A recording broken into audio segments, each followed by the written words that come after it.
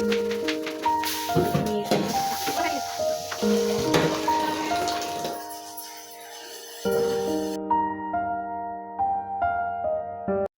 वालेकुम, कैसे हैं आप सब? अल्हम्दुलिल्लाह आप सबकी दुआओं से मैं भी ठीक हूँ।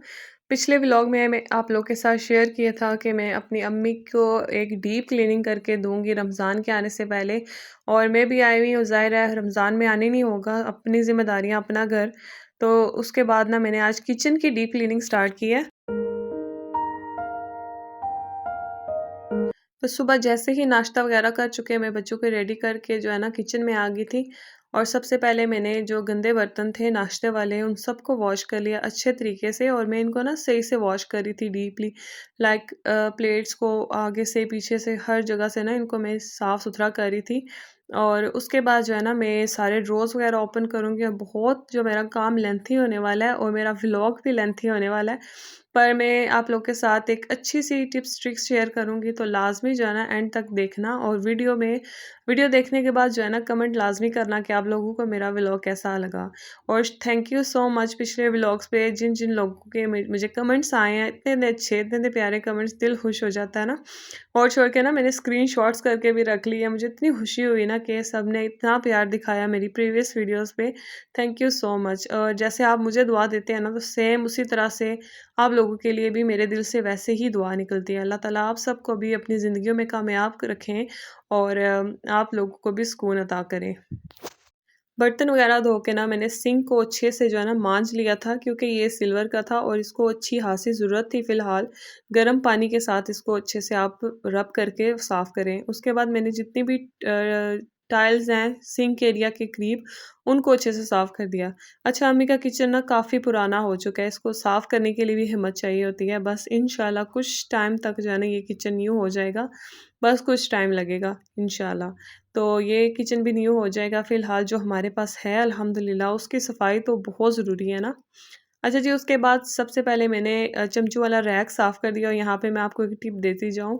जितनी आप चीज़ें बाहर निकालेंगे ना, उतने ही आप तंग पड़ेंगे, उतना ही आप लोगों के लिए मुश्किल होगा।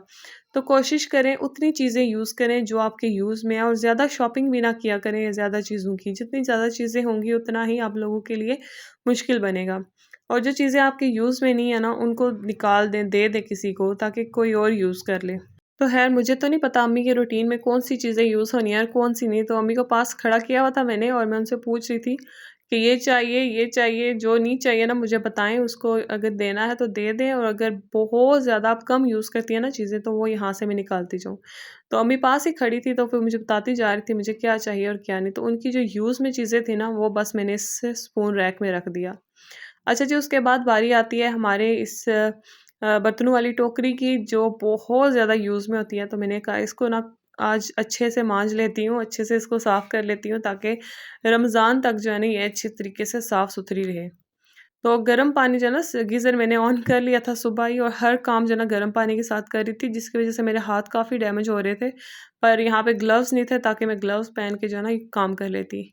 तो लाज़मी जो है ना बर्तन वॉश करते टाइम ग्लव्स यूज़ करें, क्योंकि ये जो सोप होता है ना, ये लिक्विड वगैरह जो भी हो, डिश वॉशर जितने भी हैं ना, वो इतने स्ट्रॉन्ग होते हैं ना, इतने स्ट्रॉन्ग केमिकल्स पड़े होते हैं ना, कि जैसे ही वो चिकनाई को रिमूव करते हैं, उसी तरह से आपके हाथों को भी डैमेज कर रहे होते हैं। तो ग्लव्स लाज़मी पहने। यहाँ पे नहीं थे, और मैं अम्मी को भी बोल रही थी कि आप ग्लव्स लें, और बर्तन धोते वक्त ना ग्लव्स यूज़ करें। उसके बाद जहाँ से मैंने टोकरी उठाई थी ना, उस जगह को भी मैंने अच्छे से रब कर लिया था, और फिर मैंने उसको ड्राई कर लिया था। तो ये वाली क्लीनिंग अगर आप वीक में 1 दफ़ा या 2 वीक में 1 दफ़ा कर लेना, तो आप बहुत ज़्यादा ईज़ी रहेंगे। अच्छा, मैं अम्मी के घर हूँ ना, तो गली में बहुत से बच्चे हैं ना, जिनकी वजह से थोड़ी-सी वॉइस ओवर में मुझे प्रॉब्लम हो रही थी। बार-बार रोक रही थी, पर इतना ज़्यादा नहीं रुकने हो रहा। आगे मैं बहुत लेट हो गई हूँ, अब मुझे बस वीडियो एडिट करके अपलोड करनी है, आप लोग के साथ शेयर करनी है। तो ख़ैर मैंने इसको इग्नोर किया, और आप लोग भी ना इग्नोर करें इस आवाज़ को, ज़ाहिर है बच्चे हैं, गली में खेल रहे हैं। अच्छा जी, उसके बाद ये ड्रॉर्स थे ना, इनको मैंने साफ़ कर लिया था, इनके अंदर से सारा कुछ निकाल के अच्छे से इनको क्लीन करके ना, फिर दोबारा से मैंने प्लेट्स वगैरह रखी थी। अम्मी भी साथ खड़ी थी, क्योंकि उन्हें बड़ी फ़िक्र हो रही थी मैं थक जाऊँगी। तो मैं अम्मी को कहा, "आप बैठे आराम से, मैं नहीं थकती, इन कामों से बिल्कुल भी नहीं थकती अब मैं तो।" ये मेरे बाएँ हाथ के काम है। ख़ैर थकावट काफ़ी हो गई थी ना, क्योंकि शाम पड़ गई थी मेरे इन कामों में, काफ़ी टाइम हो गया था। ज़ाहिर है एक-एक ड्रॉ मैंने साफ़ किया, कुछ चीज़ें मैंने आपसे कुछ चीज़ें मैंने कैमरे में नहीं लाई, कुछ शूट नहीं की, क्योंकि बहुत ज़्यादा वीडियो लेंथी हो जानी थी, आप लोगों ने बोर हो जाना था। ख़ैर फिर भी मैंने जो है ना अच्छी-अच्छी चीज़ें आप लोगों के साथ शेयर की हैं। बस ये वाले ड्रॉ भी क्लीन कर लिए थे और बाहर से भी ड्रॉज़ को अच्छी तरह से साफ़ कर लिया था। अब जितना मर्ज़ी साफ़ करें ना, ये ड्रॉज़ पुराने हैं, तो ये इतने ज़्यादा नीट क्लीन नज़र भी नहीं आएँगे। उसके बाद इलेक्ट्रॉनिक्स जितनी भी चीज़ें थी ना यहाँ पे, जैसे जूसर हो गया, चॉपर हो गया, उनको भी मैंने अच्छे से साफ़ कर लिया था, क्योंकि ये बहुत ज़्यादा यूज़ होने वाला है आगे रमज़ान में जाके।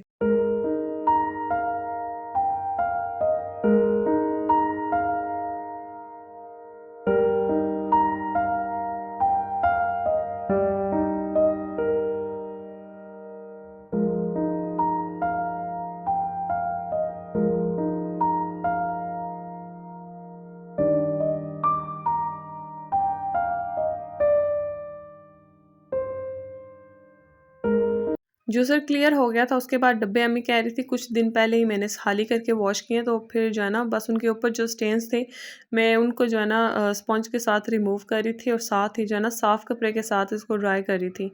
फिर ज़ाहिर है अगर कुछ दिन पहले किया ना, और मेरे पास इतना टाइम भी नहीं था कि मैं सब कुछ निकाल के फिर साफ़ करती। मैंने जो सामने-सामने चीज़ें थी उनको भी साफ़ किया, ड्रॉज़ को अंदर से साफ़ किया, पर मतलब डब्बे वगैरह जो है ना इतना डीपली मैं नहीं गई।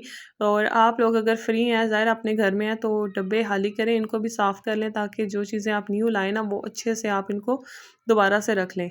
तो जहाँ से मैंने ये जार उतारा है ना, वहाँ से भी मैंने अच्छे से साफ़ कर लिया। उसके बाद स्विच बोर्ड को भी, हर चीज़ को क्लियर कर रही थी, ताकि किचन में ना थोड़ी-सी अच्छी सी लुक आए, थोड़ा-सा नाइस लगे, अच्छा लगे। अब बस जो है ना मैं यही काम करूँगी, और अम्मी जो है ना वो दिन का खाना बनाएँगी। जो अम्मी के हाथ का शलजम गोश्त मुझे इतना पसंद है ना, तो अम्मी पूछ रही थी मैं क्या बनाऊँ? तो मैंने कहा अम्मी आप प्लीज़ मुझे शलजम गोश्त बना के दे दें, बस बाकी मैं आपको सारे काम करके दूँ। तो अम्मी साथ ही ना दिन के खाने की तैयारी कर रही थी, और मेरी बहन ने वो उसने रोटियाँ वग़ैरह बनाई, सैलेड वग़ैरह बनाया, और मैं बस जो है ना सफाइयों में लगी हुई थी। ऐसा समझ लेना कि एक स्वीपर आया हुआ था, जिसने पूरा घर साफ-सुथरा कर दिया। और बड़ा सुकून मिलता है ना। ख़ैर सबको ये वाली फीलिंग्स पता होंगी कि जब अपनी अम्मी के घर जाके हम कुछ काम करके आते हैं ना, तो उसका कितना सुकून मिलता है। ख़ैर घर में भी जो है ना हमने अपनी अम्मी सास को बड़ा लाडला रखा हुआ है, उनको भी कोई काम नहीं करने देते हम। ख़ैर कुछ काम जो है ना उनको बिज़ी रखने देते हैं, मतलब कि आप थोड़ी-सी बिज़ी रहें, क्योंकि अगर बंदे को हम बिठा दें ना कि बस हम बड़े अच्छे हैं, हम आपको कोई काम नहीं करने देंगे, आप बस बैठें, तो ये भी बड़ों के साथ बहुत दुश्मनी होती है। उनके कुछ ऐसे काम उनको करने देने चाहिए जिनमें वो बिज़ी रहें। बैठ-बैठ के बंदा बीमार होता है और कोई सेहत वग़ैरह नहीं बनती। बैठने से मैं तो समझती हूँ कोई सेहत नहीं बनती, उल्टा बंदा बीमार होता है। ख़ैर रेस्ट बहुत ज़रूरी है ज़िंदगी में, हम ये भी नहीं कह सकते अब रेस्ट भी ना करें, पर हम अम्मी को बहुत ज़्यादा काम नहीं करने देते, अम्मी सास को। और बस ये जो है ना यहाँ से अम्मी ने ना बेसन रखा हुआ था, मैंने कहा अम्मी आप इसको यूज़ करें ओवन को, तो कह रही थी क्या यूज़ करूँ? मेरी बहन को बिल्कुल कुकिंग का कोई शौक नहीं है। तो मैंने उसको फिर बताया कि कितने ईज़िली आप पिज़्ज़ा जो है ना बना के आप खुद घर में रेडी कर सकते हैं, और जितना दिल चाहे जिस क्वांटिटी में आपको चीज़ चाहिए आप डाल के जो है ना अच्छे से आप यूज़ कर सकते हैं। और भी बहुत सारी चीज़ें हैं जो ओवन में बनती हैं, तो आप ट्राई करते रहा करो। वैसे भी ये चीज़ें आनी चाहिए, शादी से पहले इंसान को सीखनी चाहिए। ज़रूरी नहीं है शादी के बाद सर पे आके बजे और फिर ही बंदा जो है ना वो हड़बड़ी में सारी चीज़ें सीखे। शादी से पहले सीखनी चाहिए। और जहाँ तक मेरी बात की जाए ना, मैं 17 इयर्स की थी जब मेरी शादी हुई थी, और तब मुझे कुछ पता नहीं था क्या होता है, नाश्ता कैसे बनाते हैं, खाने का पता था पर कभी बनाया नहीं। तो फिर जो है ना थोड़ी-सी मुश्किल पेश आती है, ज़ाहिर है जब आप ससुराल में जाते हैं ना, तो सब वहाँ पे एक्सपीरियंस्ड होते हैं, मतलब सबको एक्सपीरियंस होता है हर चीज़ का, और जब आपको नहीं आ रहा होता ना, तो बड़ी गिल्टी फ़ील होती है। तो मैं यही कहूँगी कि जो बहनें, बेटियाँ मेरी वीडियो देख रही हैं ना, तो प्लीज़ आप लोग सबसे पहले ये काम सीखें। एक तो आपको कुकिंग आनी चाहिए, घर के कुछ छोटे-मोटे काम आने चाहिए, और आपकी पढ़ाई भी कंप्लीट होनी चाहिए। तो आपकी ज़िंदगी जो है ना आसान हो जाती है अगली आने वाली। बाकी नसीब जो है ना वो अल्लाह ताला ने लिखे हुए हैं, जिस तरह जिसके लिए आज़माइश है उसने वो काटनी है, तो ये अल्लाह ताला की तरफ से होती है। पर मेरी यही है एक टिप, मैं अपनी बहन को भी देती रहती हूँ, तो आप भी मेरी बहनें ही हैं, तो मैं यही कहूँगी कि आप पहले सीख लें। ये चीज़ें बहुत ज़रूरी होती हैं। ज़रूरी नहीं कि हम ससुराल में जाके हम पे ज़ुल्म होगा कामों का, ऐसी बात भी नहीं है। ससुराल में वो हमारा घर होता है, हमने उसको सँभालना होता है और अपना घर बंदा खुद ही सँभालता है, तो फिर बहुत ज़रूरी होता है ये वाली चीज़ें आपको आनी।